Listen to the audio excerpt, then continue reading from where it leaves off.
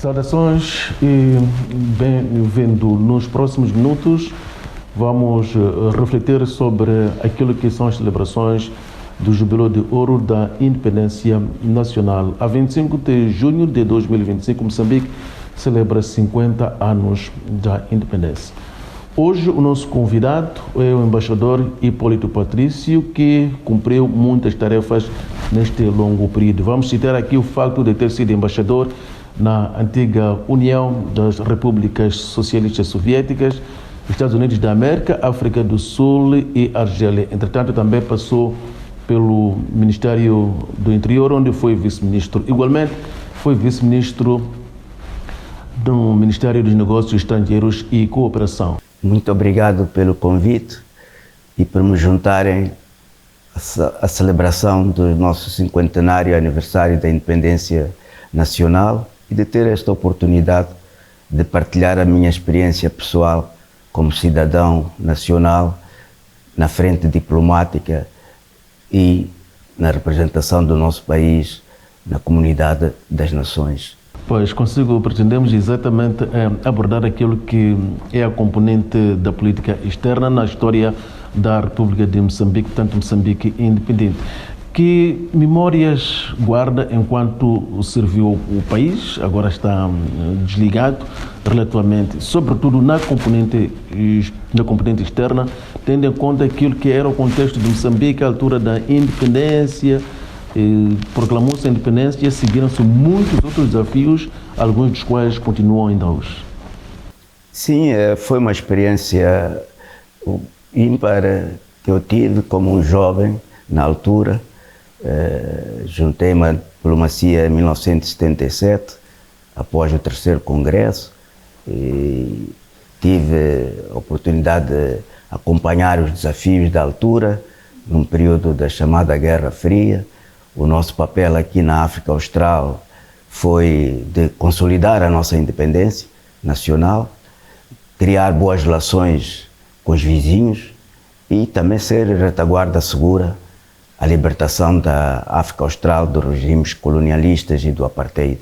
Esta era a dinâmica que tinha o país nessa altura que eu ingressei nas fileiras do Ministério dos Negócios Estrangeiros, que era assim que era chamado na ocasião, dirigido pelo então ministro Joaquim Alberto Chissano. Portanto, era uma frente de consolidação dos esforços domésticos de desenvolvimento econômico e social do país, relacionarmos com parceiros externos a nível bilateral e multilateral. Ingressamos nas Nações Unidas a 16 de setembro de 1975. É um dia histórico que nós, os diplomáticos, queremos ver se conseguimos a proclamação como o Dia do Diplomata Moçambicano, porque foi aí que Moçambique foi admitido nessa data como membro das Nações Unidas. E nós tivemos na frente externa, na minha experiência, fui o primeiro embaixador de Moçambique na ex-União Soviética, e o papel lá era consolidar os laços de amizade e cooperação existentes com a União Soviética desde o período da luta de libertação nacional. Foram um dos parceiros importantes no apoio à nossa causa da independência nacional. E o meu papel era prosseguir essa ligação e identificar áreas de cooperação que pudessem complementar os esforços nacionais de desenvolvimento que eram feitos na altura com os poucos quadros nacionais que nós tínhamos. Portanto, uma das frentes também que tínhamos na União Soviética era a formação de quadros nos vários domínios. Por isso tive a oportunidade de conhecer também muitos compatriotas que nessa ocasião estiveram lá em formação, quer na área militar, quer na área técnica, na área cultural. Tivemos quadros formados também no domínio cultural. Portanto, mostrava a diversidade das áreas de atividade que nós tínhamos de cooperação, mostrava aquilo que eram os esforços nacionais em curso no país. Portanto, e o papel complementar que a diplomacia tem na realização dos programas nacionais de desenvolvimento. Estive cerca de 6 anos a trabalhar na União Soviética e depois regressei ao país para cumprir uma nova missão, já não na frente diplomática, mas na frente de Ordem e Segurança Públicas no Ministério do Interior, como vice-ministro. Tinha como ministro o falecido coronel Manuel Antônio. Trabalhamos juntos cerca de 5 anos, mas também nessa frente tínhamos a parte diplomática de defesa e segurança, encontros regulares com os países vizinhos. Nós tínhamos reuniões de comando conjunto, comando de defesa e segurança com os países vizinhos, tínhamos acordos com todos os nossos países vizinhos e também no quadro da SADC. Na altura até era a SADCC, depois é que passou para a SADC mais tarde. Também trabalhamos juntos na busca de solução de alguns conflitos que existiam na ocasião, seja no quadro da libertação nacional, seja no quadro de boa vizinhança que nós trabalhávamos juntos. Uma das coisas importantes da nossa diplomacia foi a afirmação das nossas fronteiras internacionais, fronteiras de países terrestres e marítimas e lacustres. Mesmo com países amigos, Tanzânia, etc., o presidente Samora teve esse aspecto de afirmação da nossa independência, da nossa integridade territorial. É um elemento que pouco se fala, mas foi um dos esforços diplomáticos logo no início da independência que também desenvolvemos no quadro da boa vizinhança com todos os nossos países vizinhos, sejam eles do continente, mesmo os que estão no Oceano Índico, um processo que essencialmente terminou em definitivo com o presidente Guebuza, quando finalizou a frente Comores, Moçambique e Tanzânia. E hoje somos um país com fronteiras internacionais reconhecidas por todos os nossos países vizinhos, não temos litígio aí. Portanto, nesse espírito da boa vizinhança, da paz, para podermos desenvolver o país em harmonia social, com o envolvimento de todos, na frente externa conseguimos estes propósitos e logo na fase inicial da nossa independência. Moçambique proclama a independência nacional em 25 de junho de 1975, no contexto da Guerra Fria. Estávamos quase cercados. Por um lado, na Rodésia do Sul, tínhamos o regime minoritário e na África do Sul era o regime do apartheid. Como é que a política externa de Moçambique funcionou para lidar com esta realidade? Bem, nós tínhamos também uma afirmação de não alinhamento e procurávamos soluções que não pusessem em causa a nossa independência nacional. Nós cumprimos, por exemplo, pela causa da libertação do Zimbábue, as sanções decretadas pelo Conselho de Segurança das Nações Unidas, com um peso econômico e social muito grande para a nossa economia. Está quantificado este peso? Não tenho dados, mas teve um impacto muito grande para o nível de desenvolvimento nacional e mesmo na nossa interação externa, porque o regime de apartheid e o regime minoritário da Rodésia do Sul, de certo modo, tinham alianças com o mundo ocidental, com os países da NATO. E nós, quando tentávamos nos aproximar deles, esse elemento nosso de garantir a retaguarda segura de a libertação total da África Austral teve um preço, que foi a guerra de desestabilização que vivemos. Tentamos resolver isso com um acordo de não agressão e boa vizinhança, podemos assim dizer, com o regime do apartheid, um acordo de combate, e nós cumprimos na íntegra, e isso também permitiu-nos, como a parte sul-africana não cumpriu, também permitiu-nos mostrar ao mundo que nós estávamos do lado correto e os sul-africanos é que estavam a trazer conflitos e a adiar o fim do apartheid, que já era declarado um crime contra a humanidade pelas Nações Unidas já há bastante tempo. Portanto, nós aceleramos esse processo e nesse diálogo com o mundo, particularmente após os acordos de Lancaster House sobre a independência do Zimbábue, nós já continuamos essa política de abertura, tivemos boas relações com o regime britânico, que era a tutela administrativa da Rodésia do Sul, no tempo da primeira-ministra Margaret Thatcher.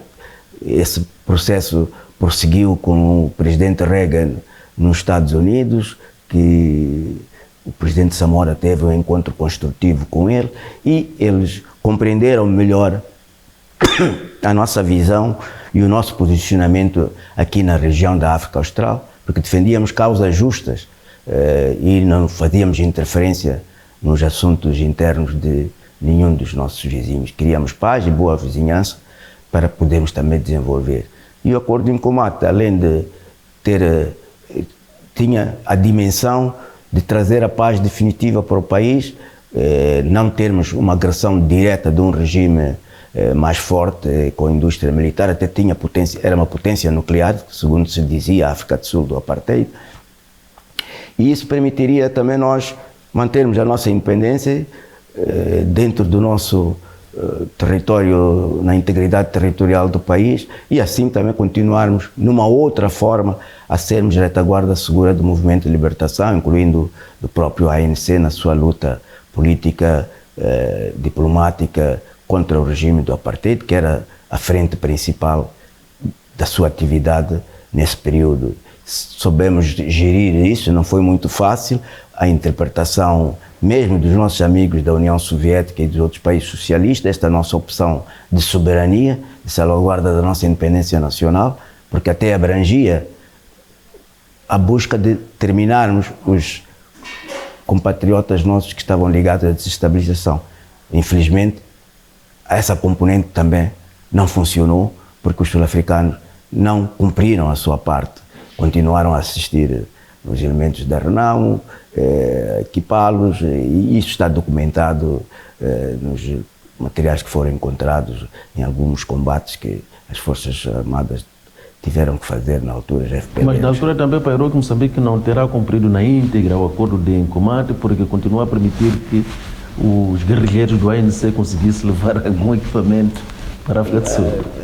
O cumprimento não foi total, pelo menos. Não, houve esse esforço grande de mudarmos, de cumprirmos na íntegra. Eles reduziram a sua presença aqui, portanto era uma presença simbólica, mas como vocês sabem, o nosso território é muito grande. Eles são vizinhos nossos em quase três províncias. E não era fácil, eles também estavam espalhados, mexiam-se à sua maneira, nós não controlávamos todo o movimento deles.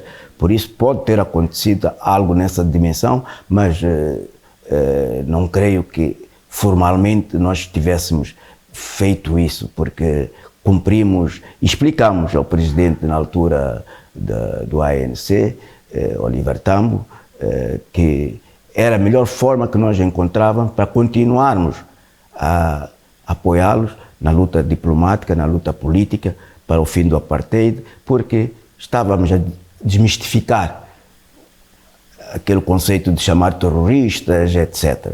Por isso, conseguimos, depois, com o tempo, foi a libertação de Mandela e acompanhamos, já são 30 anos de democracia na vizinha África do Sul, e o nosso contributo, temos aqui os massacres que houve de nossos cidadãos, tudo isso reduziu. Nós tivemos ataques aqui à capital, a Matola, isso não podíamos deixar continuar eternamente num jovem país independente. Precisava também, estava a consolidar na sua frente de defesa. Então, foi uma opção estratégica que foi tomada pelo presidente Samora e a sua equipa de governo na ocasião. Em relação à Rodésia do Sul, quando Moçambique é chamado a aderir às nações decretadas pelas Nações Unidas, o que se disse na altura é que tinha recebido apoio de ser ressarcido por via dos prejuízos, sobretudo econômicos, que ia sofrer. O que aconteceu para esta promessa não ser cumprida? É muito comum no sistema das Nações Unidas, suas resoluções, o seu cumprimento nunca é muito efetivo, porque de certo modo fica voluntário os parceiros contribuírem. E como os principais atores da comunidade internacional tinham alguma simpatia com o regime minoritário, pouco fizeram nesse sentido, mas outros países contribuíram. Podemos até dizer que os países socialistas, os países nórdicos, fizeram a sua parte. a cooperação que mantinham conosco era nesse espírito também de ressarcir este exercício político que fizemos em nome da comunidade internacional para o fim do regime minoritário da Rodésia do Sul. Portanto, era uma cooperação de amizade com Moçambique, mas também de cumprimento deste dever internacional por causa do nosso contributo para o fim de um regime minoritário e racista aqui na região da África Austral. Moçambique tomou parte bastante ativa naquilo que foi a negociação do acordo de Lancaster House que visava a independência do Zimbábue. Pode partilhar o que efetivamente Moçambique pode fazer na altura? E na altura até quase chegou a ser determinante aquilo que era a presença de Moçambique em Lancaster House. Sim, nós trabalhamos, primeiro o esforço foi de unir a frente política da luta do Zimbábue. Eu não estive muito diretamente envolvido, mas acompanhei esse esforço também, além da nossa presença militar de apoio à luta da ZANU-FP, contribuímos para esse esforço da união da ZAPU e da ZANU, dando prioridade àquele instrumento que era principal para acelerar o fim do regime minoritário, que era a frente da luta armada, uma experiência que também nós vivemos em Moçambique, na luta contra o colonialismo português. Portanto, tentamos fazer um diálogo político. Quando a política não funcionou, utilizamos um outro instrumento adicional de pressão, que foi a luta armada. E essa experiência partilhamos e comungamos, inclusive no terreno, com os nossos irmãos do Zimbábue, e acelerou o fim do regime minoritário, com o preço que tivemos, mas valeu, historicamente valeu, e é reconhecido, e hoje temos relações especiais com os nossos vizinhos do Zimbábue, porque também tem sangue misturado de ambos os povos para a causa comum do fim da libertação total da África Austral. E, portanto, proclamada a independência do Zimbábue, Moçambique não terminou o seu papel, continua a apoiar o país vizinho naquilo que era a implementação dos instrumentos que decorreram na altura deste processo da proclamação da independência. Pode partilhar o seu conhecimento sobre este apoio continuado até os dias de hoje? Bem, nós estabelecemos relações especiais naquela transição que houve depois dos acordos de Lancaster House. Criámos uma embaixada muito forte em Harare, de alguém que participou no processo negocial, que era chefiado por falecido Rafael Maguni, e tínhamos uma equipa de trabalho forte no terreno para contribuir para o diálogo e cumprir aquele período de transição que foi definido em Lancaster House. Foi com muito esforço, conseguimos, e também nesse processo a preparação dos nossos irmãos para melhor dirigirem o país. Aquilo que foi possível nós fizemos juntos. Eu, por exemplo, estava já na União Soviética, e a União Soviética tinha muitas ligações mais estreitas com a ZAP e não com a ZANU. Mas a ZANU, como sabe, teve um papel muito influente na guerrilha, que levou a acelerar o processo. Por isso, quando se juntaram, ficou ZANU-FP, Frente Patriótica. E quando foi a abertura da Embaixada do Zimbábue na União Soviética, eu assisti o meu colega do Zimbábue a integrar-se na sociedade soviética, na interação com os diplomatas soviéticos na altura e com o Partido Comunista da União Soviética, que era o partido único na altura, e foi o meu contributo na frente diplomática de assistir e continuar a explicar aos nossos amigos soviéticos, russos, que aqueles eram merecedores também da confiança e da amizade deles, eram patriotas, libertadores do Zimbábue e que estavam unidos. E contribuiu aqui no país para a união dessa frente entre o presidente Mugabe, o presidente Joshua Nkomo e os outros nacionalistas zimbabianos da altura. Senhor embaixador, há quem diga que durante o processo, portanto, da implementação de todos os instrumentos que serão da independência para o Zimbábue, houve uma grande lacuna que tem a ver com os problemas da terra que o país veio a conhecer. Isso foi amplamente noticiado. Grande parte de nós temos conhecimento do que lá aconteceu. Porque este assunto não terá sido devidamente selado em plena negociação do acordo de Lancaster House. O senhor embaixador tem algum conhecimento sobre isto? Porque parece que a Grã-Bretanha, na altura, terá prometido financiar o processo da reforma. Entretanto, esta promessa não foi cumprida e tudo começa aí. É verdade que não se pôde, em Lancaster House, conseguir tudo do regime e o principal... Porque, aliás, a componente da terra quase que chegava a bloquear as negociações. Foi esse o processo, por isso criou-se uma transição e um compromisso nos acordos de que haveria um período em que o regime do apartheid iria depois compensar o sistema que poderia ser adotado para que a terra fosse dada aos seus donos, verdadeiros donos, porque era controlada pelos os rhodesianos brancos na altura. E dentro do conceito um pouco de esquerda que havia na altura, e a partir da nossa experiência que a terra pertencia ao povo, não era propriedade privada, esse elemento também pode ter contribuído para não cumprimento dessa componente no período de transição pela parte britânica, porque conceptualmente eles não têm, a terra tem dono, pessoas, é propriedade privada. Perdão. E então esse aspecto pode ter também motivado esse atraso de não entregar e tentarem proteger aquela minoria que ainda, porque alguns abandonaram o país, foram para a Austrália, Nova Zelândia, Inglaterra ela própria, e depois os governos pós-taxa, esse é que fizeram de conta que não tinham nada a ver com o assunto, e até eram governos do Partido Trabalhista, já um pouco, que faziam de conta que nós não temos nada a ver com esse compromisso do governo conservador da Margaret Thatcher com o Zimbábue. Então, também utilizavam este argumento político interno e com o tempo as coisas foram correndo, mas o que era importante era ter primeiro a independência, ter o domínio da terra e depois o processo, o tempo, e hoje já é outra realidade. O país continua ainda sob sanções difíceis, desse legado, essencialmente, mas está a conseguir resolver. A SADC tem se empenhado para que terminem de vez essas sanções e, continuando, particularmente o mundo ocidental continua. Portanto, esse legado ainda não terminou desse aspecto. Mas está aí o Zimbábue onde está, encontrando soluções cada ano que passa para o seu desenvolvimento e crescimento e participação de todos os cidadãos no desenvolvimento do país, independente da sua raça.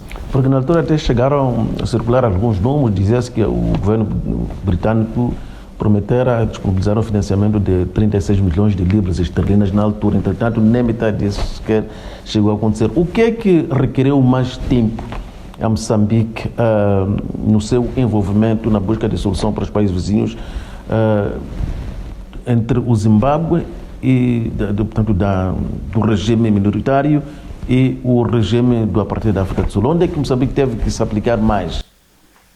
Bem, em termos políticos, nós aplicamos conjuntamente em todas as causas. Qual foi o processo mais complexo? Bem, o mais complexo é da África do Sul, porque a dimensão econômica, militar, é diferente do regime minoritário. O regime minoritário tinha dois aspectos contra ele. Um estava em oposição ao regime colonial britânico, portanto, e o outro violava a legislação internacional do modo geral. E o apartheid só tinha a legislação internacional. E apesar de ter sido considerado crime contra a humanidade, etc. Mas são dimensões de país grandes e a influência que a África do Sul tinha na economia regional, até hoje tem. O rand é moeda em quase 4 ou 5 países da região, até hoje. Portanto, esse aspecto tornou mais complexo e quando nós avançamos com o envolvimento direto na luta armada para pressionar o regime minoritário, também tínhamos causas, eles também agrediram-nos, atacaram-nos, então, que não os sul-africanos, depois de cair o regime do apartheid, do Zimbábue, de Ian Smith, é que começaram já a ser mais violentos e também a instrumentalizar mais compatriotas nossos para desestabilizar o país. E, inclusive, atacavam-nos diretamente. Lembra-se que houve um avião ou coisa que foi abatido aqui quase em frente da Ponta Vermelha. Portanto, esse processo tornou-se mais complexo para nós. Estávamos a sair de um país jovem, que tinha se envolvido militarmente na libertação do Zimbábue. A outra frente tem outras dinâmicas, outra dimensão. Por isso, a complexidade está nessa dimensão, mas o princípio e a vontade política sempre esteve presente para a libertação total da África Austral desses regimes, porque nós não nos sentíamos também livres enquanto tivéssemos nossos irmãos colonizados por regimes minoritários e racistas aqui na região, que, como viram, desestabilizaram toda a região da África Austral. A libertação total da África Austral também passava por termos um Angola livre da agressão sul-africana, por termos uma Namíbia também independente. Moçambique teve algum papel nos processos dos dois países? Na Namíbia tivemos também algum papel, através do sistema das Nações Unidas.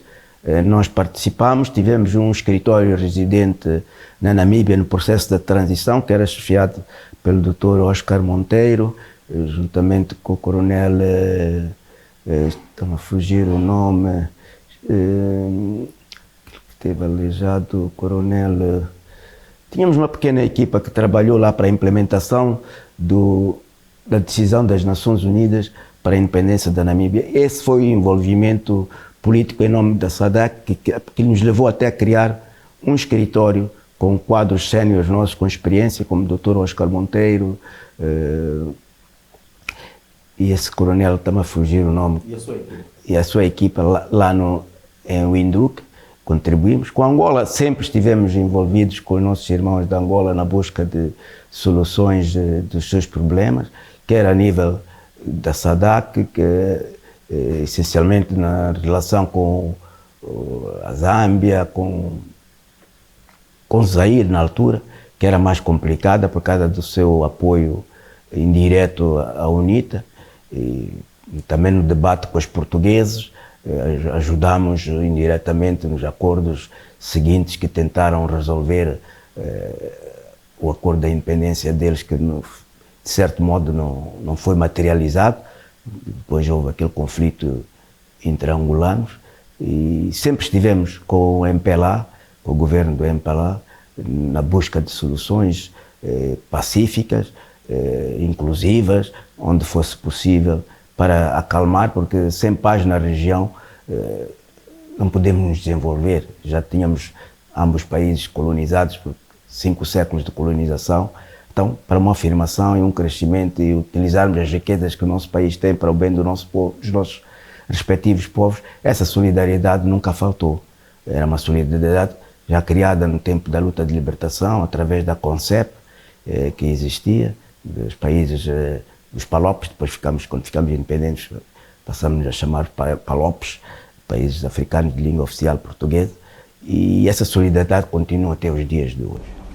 Assumindo a tese segundo a qual o RNAM foi uma criação ou é uma criação externa, através da política externa de Moçambique não era possível, na altura, evitar que este movimento tivesse nascido com vigor que nasceu para uma guerra que durou 16 anos, uma das guerras mais mortíferas dos conflitos conhecidos. Eu tenho uma opinião própria sobre o fenómeno, porque no processo da própria luta de libertação nacional tivemos compatriotas que abandonaram a causa da Frelimo, tentaram criar grupos contra as opções políticas que a Frelimo adotou na altura da luta de libertação nacional. Portanto, ficamos independentes, esses elementos não desapareceram na totalidade. E como os regimes minoritários precisavam de dizer que este exemplo de luta armada, de independência por esta via, não deve acontecer mais, separa em Angola e em Moçambique. Então, eles utilizaram alguns desses compatriotas nossos que não estavam satisfeitos com a dinâmica da Frelimo ter sido considerado pelo regime colonial português de único e legítimo representante do povo moçambicano. Portanto, esses grupos apareceram, alguns foi possível neutralizar, lembra-se de alguns que estiveram detidos no Niassa, etc. Estavam aí a contestar aquela opção de independência que o regime colonial português deu e entregaram-se a alguns países. Portanto, toda a sua dimensão nacionalista e patriótica, na minha opinião pessoal, desapareceu quando eles, naquele período de nossa transição, até se juntaram a forças que negavam a independência. Portanto, para mim, diminuiu bastante o legado desses compatriotas nossos que tiveram dissidências no período da luta armada, mas que naquele período de transição, alguns foram detidos, mas perderam, para mim pessoalmente, aquele espírito nacionalista de unidade para vencermos um inimigo comum, que era o regime.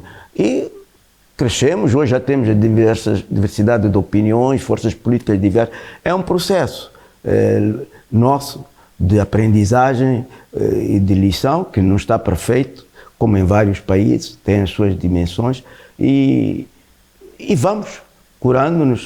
Tivemos agora recentemente o Acordo de Paz e Reconciliação Nacional, que complementou os acordos de Roma, de certo modo, e vamos continuar à frente, nesta frente. Agora temos o terrorismo em Cabo Delgado, e neste processo de busca de paz, na minha experiência, vi que o governo da Frelimo sempre procurou identificar pontes. Quem é importante para a gente dialogar com ele, para encontrarmos um compromisso, para sairmos de conflito.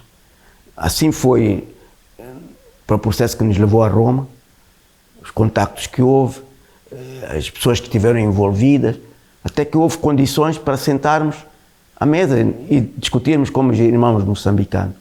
Foi também um esforço da diplomacia moçambicana na altura, que era preciso parar, que só estávamos a destruir entre nós, irmãos moçambicanos. Lembra-se que houve aqui quase uma espécie de referendo, é preciso negociar ou não? Toda a gente dizia que não.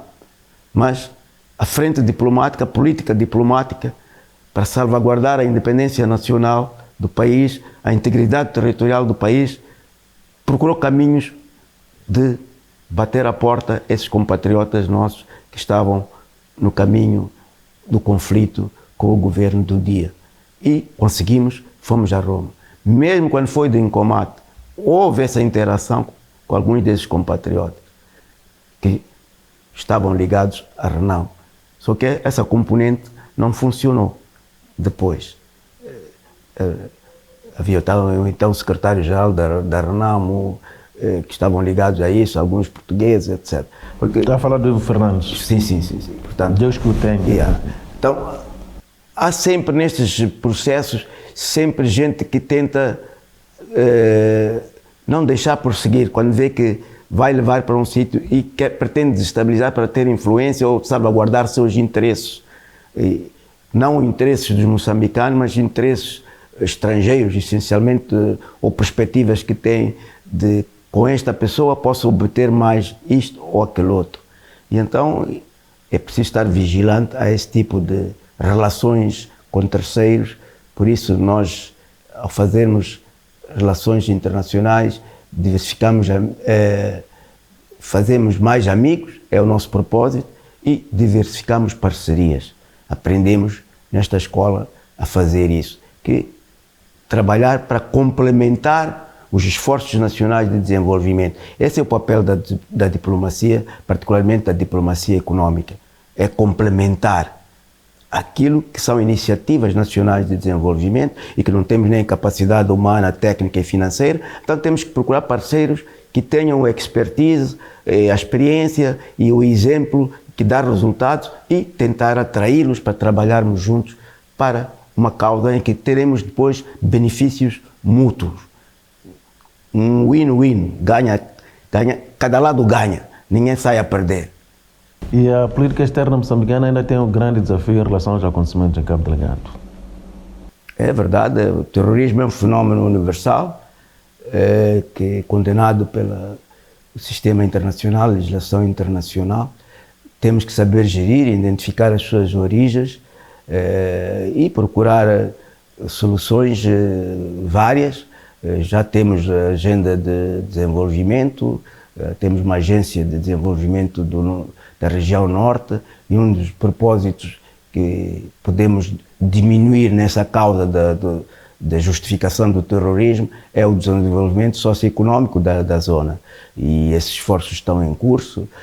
A situação humanitária também temos encontrado formas de contribuir com esforços nacionais, com o apoio da comunidade internacional, mas tivemos a solidariedade regional através da SAMIM e do Ruanda, e mesmo agora, apesar da SAMIM ter terminado o seu mandato, estamos a trabalhar com vários países a nível bilateral, países que já trabalharam connosco em outras frentes no domínio da defesa e segurança, portanto já temos alguma experiência com alguns deles e de interesse bilateral e mútuo, por isso vamos continuar este esforço. Temos que estar vigilantes porque estão a utilizar o radicalismo islâmico para os seus propósitos, sabendo nós que a presença do islamismo no nosso território tem muitos séculos, até antes do cristianismo, e não pode ser... O nosso povo conhece os valores do Islão para não seguir o caminho desses radicais que pretendem utilizar a religião islâmica para os seus propósitos inconfessáveis. Por isso, eu penso que com a educação cívica, com os esforços que estamos a fazer na frente militar e de segurança, com os esforços de desenvolvimento, havemos de identificar e de encontrar formas de também resolver esse conflito no nosso território, particularmente se envolve cidadãos nacionais. Então, melhor ainda, teremos que encontrar alguma ponte de contato para terminar esta ação terrorista no nosso território nacional, que não ganha ninguém com isso. Nestes 50 anos da independência nacional, o que é que o senhor embaixador, que marcos o senhor embaixador pode destacar em relação às nossas relações no contexto das Nações Unidas e também em relação à União Africana? Bem, nas Nações Unidas, nós estamos no Conselho de Segurança nestes 2 anos, acaba no fim deste ano, pela primeira vez, e fomos eleitos por todos os países membros das Nações Unidas, que é uma coisa muito rara. Isso mostra a dimensão e a credibilidade da nossa diplomacia, mas também dá-nos uma responsabilidade nos termos do nosso contributo na comunidade internacional, na busca de soluções de problemas como do colonialismo no Saara Ocidental, como da ocupação israelita da Palestina e outros desafios de conflitos no continente que temos que contribuir. Nós, nas Nações Unidas, posso dizer que nestes 50 anos o corolário foi a nossa admissão e entrarmos no 2025 depois de termos servido no Conselho de Segurança pela primeira vez na história da nossa diplomacia, que é o nosso país, e a forma como entramos e o contributo que fizemos nas 2 vezes que presidimos o Conselho de Segurança. Tivemos o nosso chefe de Estado a trazer para a agenda do Conselho de Segurança temas que preocupam Moçambique e a África, os desafios dos conflitos. Temos hoje a problemática das mudanças climáticas que têm afetado terrivelmente o nosso país e que temos que dar uma atenção muito grande no nosso trabalho interno e também no nosso trabalho diplomático. É uma frente que tem de estar presente em toda a nossa agenda de desenvolvimento e temos que dialogar com vizinhos, com o mundo, para encontrarmos consensos na gestão da terra e dos recursos naturais que ela tem para benefício de todos e sem destruição, de um modo sustentável. Na UA também temos dado o nosso contributo nos vários órgãos da OA, já tivemos compatriotas nossos que foram membros da direção da Comissão da União Africana, o embaixador Madeira, o embaixador Daniel Antônio. O embaixador Madeira já representou a OA no dossiê das Comores, um país vizinho nosso. Ultimamente ele esteve a trabalhar no dossiê da Somália. Portanto, são diplomatas nacionais, estou a dar estes nomes, que contribuíram para os desafios que o continente tem, liderado pela União Africana, na sua solução. Também temos aqui, contribuímos com Madagascar, tivemos uma equipa de mediação para resolver o problema político do nosso vizinho Madagascar, também atualmente membro da SADC. Tivemos os nossos esforços para além do Congo, né, da RDC, que levou depois o presidente Kabila ao poder. Tivemos Burundi, contribuímos também com o Burundi, uma equipa chefiada pelo presidente Gebuza, esteve anos ligados ao dossiê do Burundi, e eu, na parte final, tive que visitar o Burundi para partilhar a nossa experiência da organização do Ministério dos Negócios Estrangeiros, naquela fase já de consolidar o sucesso da operação de normalização do conflito que estava a ocorrer no Burundi, um pouco nas linhas daquilo que tinha acontecido no Ruanda. Portanto, sempre que possível, a diplomacia moçambicana, diplomatas moçambicanos, compatriotas nossos, trabalham no sistema das Nações Unidas, da OA. Temos quadros vários a trabalhar na FAO, na PMA, como funcionários, altos funcionários. Tivemos o Dr. Helder Muteia, que agora também reformou, esteve na FAO muitos anos, representou a FAO no Brasil, na Nigéria, em Portugal, na África Central. São todos estes compatriotas nossos, que eu estou a dar alguns nomes, mas são vários que estão a título pessoal ou com o apoio do país a servir a máquina das Nações Unidas e a máquina da União Africana nas suas várias facetas, e inclusive a máquina da SADC, que tivemos o Dr. Tomás Salmão como secretário executivo por vários anos. Portanto, sempre que possível, moçambicanos dão o seu contributo ao sistema internacional, seja das Nações Unidas, seja da OA, seja da SADC, essencialmente são as frentes, e da CPLP, que tivemos também um secretário executivo, o embaixador Isaac Morarji, na CPLP por 2 mandatos. São estas experiências nossas nestes 50 anos de Moçambique independente, de compatriotas nossos. Hoje, nas Nações Unidas, temos um assistente secretário de Estado moçambicano, Mariano, se não me engano, que é o nome dele, que está na área técnica, na área de tecnologia. Ele é que é o responsável do sistema tecnológico das Nações Unidas e é um compatriota nosso. Portanto, isso também nos orgulha. Trabalha, é um funcionário internacional. Tivemos também no BAD quadros nossos no sistema financeiro internacional, também no Banco Mundial. Tivemos, na altura, eu lembro ainda quando eu estava lá, o Dr. Joaquim de Carvalho, a representar lá no Conselho de Direção da nossa região, a representar a nossa região na direção do Banco Mundial. E temos altos funcionários que estiveram no FMI e continuam a trabalhar para o FMI, outros a dirigirem em vários países, já dirigiram quadros. Acho que a Clara de Sousa esteve em Angola como representante do FMI, outros já estiveram no Sudão, tem a Yolanda Fortes também, que também... E, portanto, temos vários quadros a trabalhar no sistema das Nações Unidas. Hoje no Brasil também temos uma, acho que é Fernandes, de apelido, que está no Brasil, estava no Panamá a representar uma agência das Nações Unidas, e hoje está aí. Tivemos também o nosso governador do Banco de Moçambique, é um alto funcionário do FMI, hoje voltou à pátria para dar também o seu contributo dentro destes 50 anos da independência, mas trabalhou muitos anos no FMI e foi representante do FMI no Brasil também. Não é fácil num país grande da família da CPLP, e hoje está no país a dar também o seu contributo para o sistema financeiro nacional. Senhor Embaixador, o tempo já nos complica bastante. À altura da proclamação da independência nacional, em 1975, o Malawi era bastante hostil ao nosso país. Hoje a situação mudou completamente. Que papel é que a política externa de Moçambique teve de exercer para a mudança da situação? É aquilo que eu disse, é o espírito nosso de consolidar a boa vizinhança.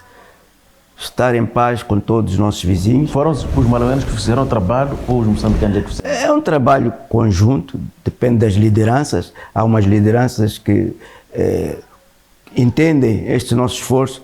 É uma boa vizinhança, não só econômica, particularmente cultural. Nós temos ligações culturais com todos os nossos vizinhos terrestres e até marítimos. A Maurícias fez um estudo que viu que tem uma parte da sua população que trabalhou há anos nas machambas de açúcar que vieram do norte de Moçambique.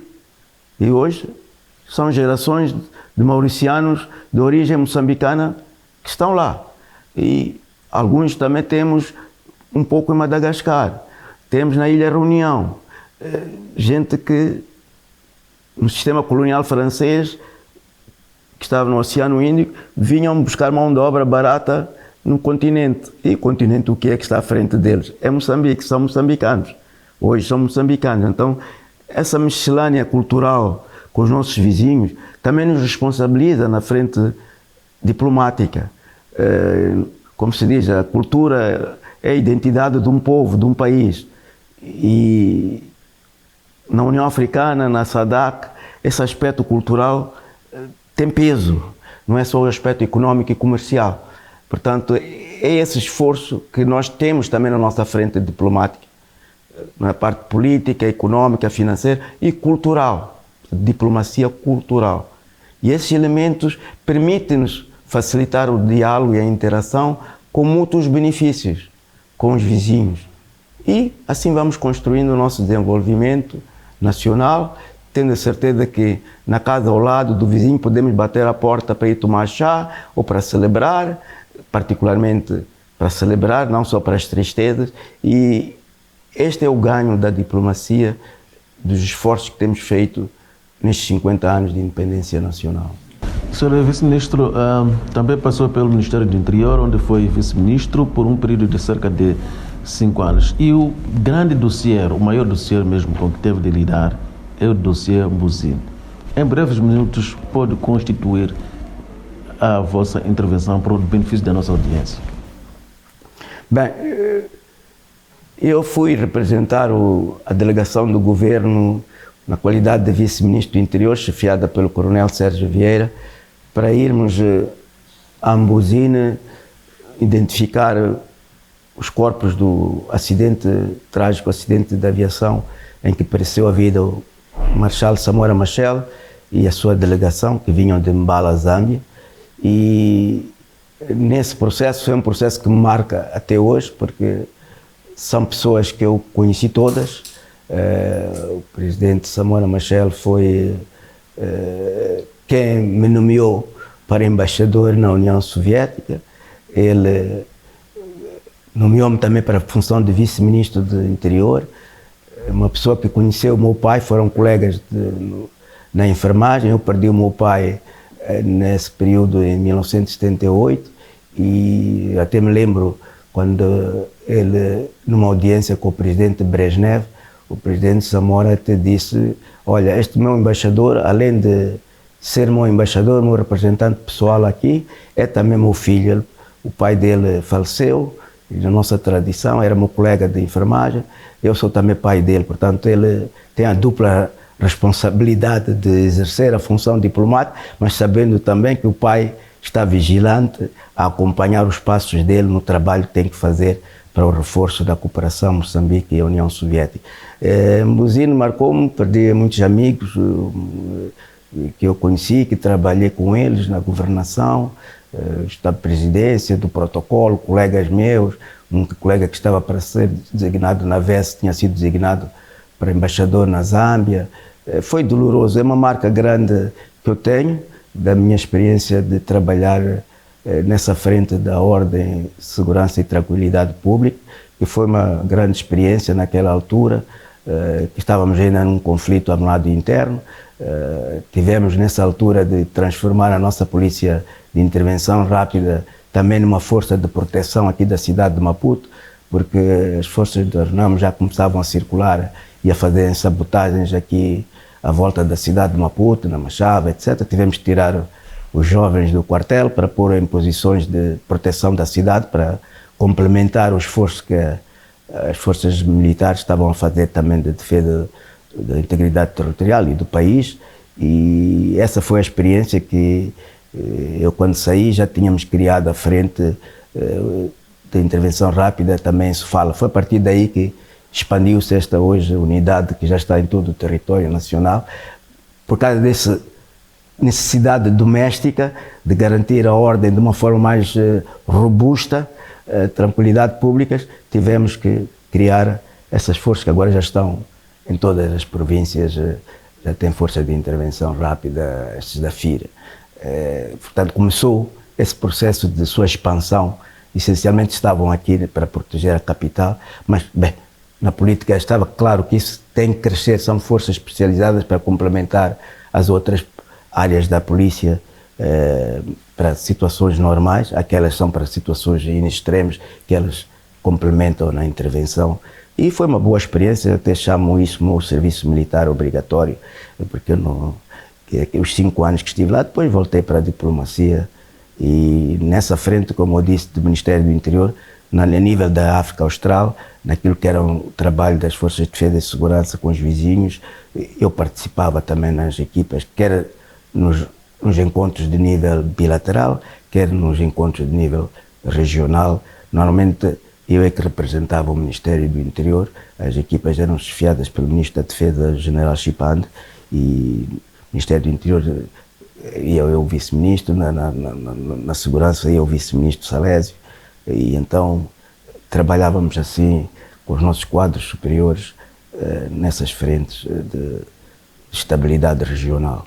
Desta onda de reflexão sobre os 50 anos da independência nacional, o nosso convidado foi o embaixador Hipólito Patrício. Com o embaixador Hipólito Patrício, passamos a revista aquilo que foi sendo a política externa de Moçambique durante este período. Fica aqui renovado o nosso muito obrigado pelo calor da sua audiência e fique bem.